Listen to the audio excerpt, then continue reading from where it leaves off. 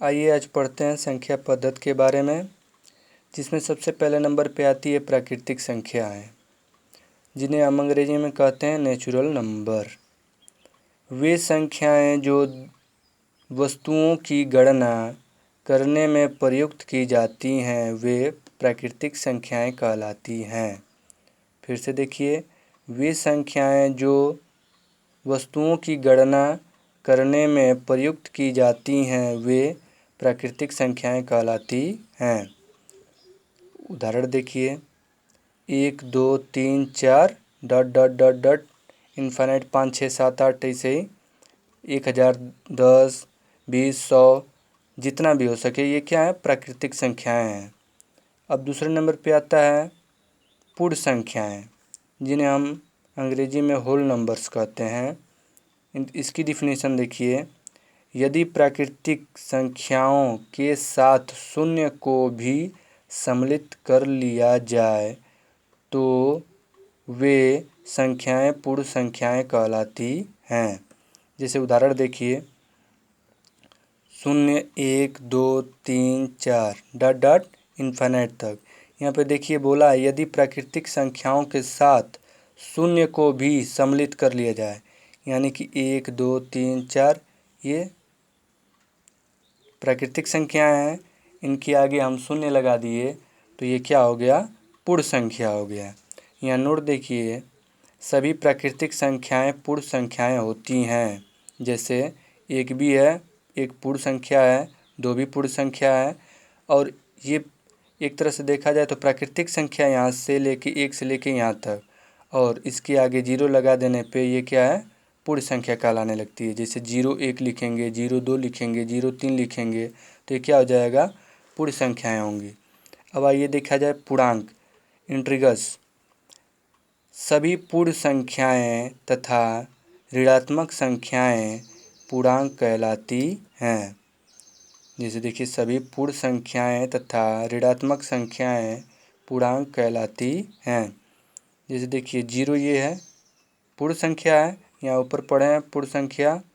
अब देखिए 0 से इधर जाएंगे तो +1 +2 +3, ये लिखा हुआ नहीं है प्लस, लेकिन इस फिर देखिए फिर इधर जाएंगे तो -1 -2 -3।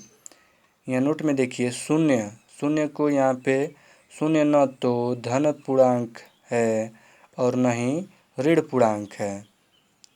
ये शून्य क्या है? न धन पूर्णांक है और न ही ऋण पूर्णांक है। कोई कभी देखे हैं कि कभी शून्य प्लस कोई लिखता है, कभी माइनस लिखता है? कहीं नहीं होता है। शून्य के आगे प्लस माइनस कहीं नहीं होता है। अब आइए आगे देखते हैं। चौथे नंबर पे आता है परिमेय संख्याएं, जिसमें रेशनल नंबर वे संख्याएं जिन्हें p/q के रूप में व्यक्त किया जा सके जबकि q≠0 हो, परिमेय संख्याएं कहलाती हैं। जैसे p/q, जैसे 7/5 है, अब इसके बटा नीचे 0 नहीं होना चाहिए, क्योंकि यहाँ पे लिखा हुआ है q का मान q≠0, q का मान कभी शून्य नहीं होना चाहिए। भले से 1 हो, 2 हो, 3 हो, लेकिन शून्य नहीं होना चाहिए। अगर शून्य हो गया तो अपरिमेय संख्या हो जाएगी। देखिए 5 है, 5 के बटा 1 लगा देंगे तो ये परिमेय संख्या हो जाएगी। 0 भी क्या है? एक परिमेय संख्या है, इसके बटा 1 लगा दिया जाएगा तो परिमेय संख्या हो जाएगी। इत्यादि 4/5 भी क्या है? परिमेय संख्या है। तो इत्यादि ये परिमेय संख्याएं हैं। अपरिमेय संख्याएं देखिए, अब इरेशनल नंबर वे सभी संख्याएं जिन्हें p/q के रूप में व्यक्त नहीं किया जा सके अपरिमेय संख्याएं कहलाती हैं।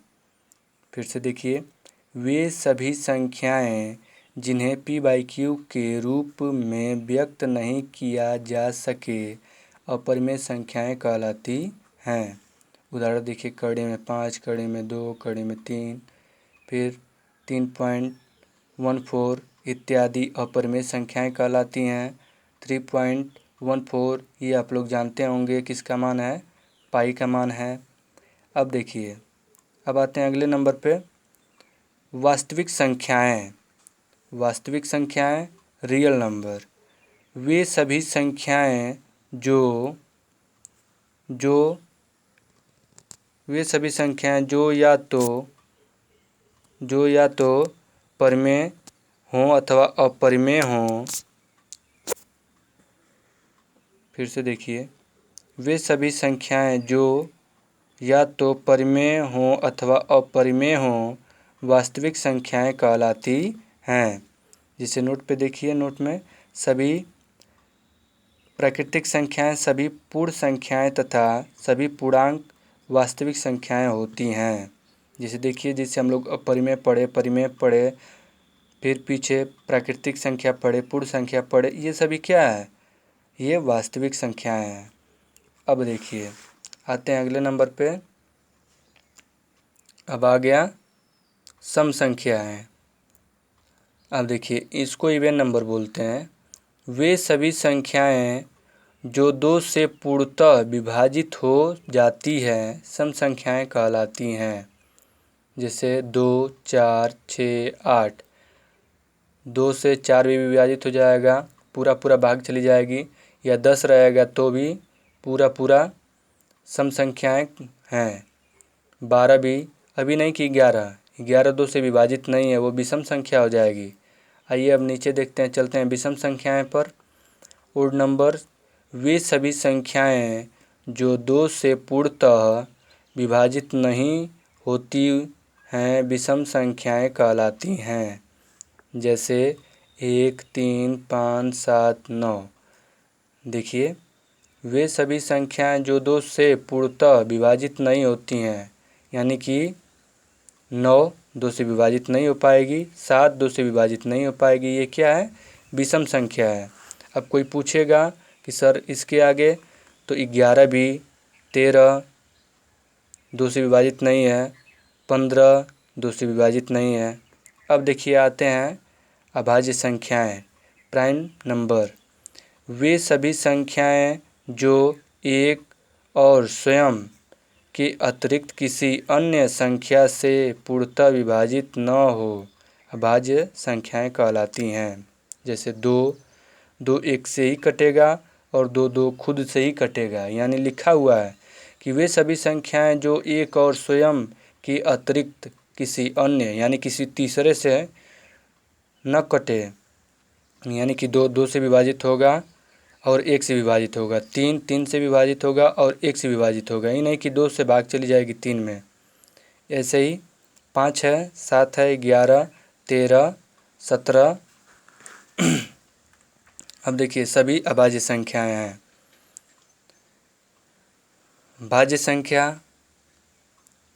संख्याएं, कंपोजिट नंबर।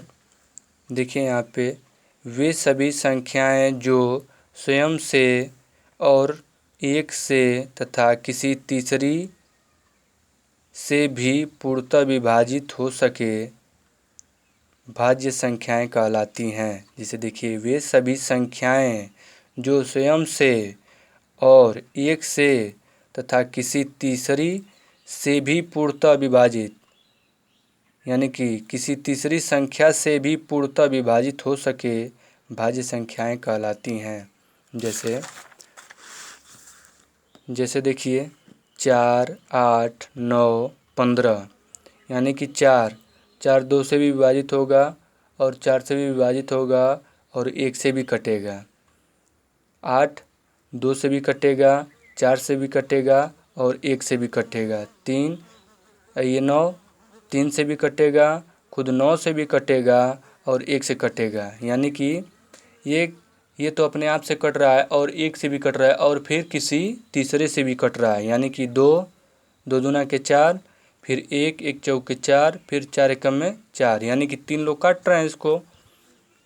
जैसे देखिए, 4 है, 4 बराबर ये 2 से भी कट जाएगा और 4 1 से भी कट जाएगा और 4 से भी कट जाएगा।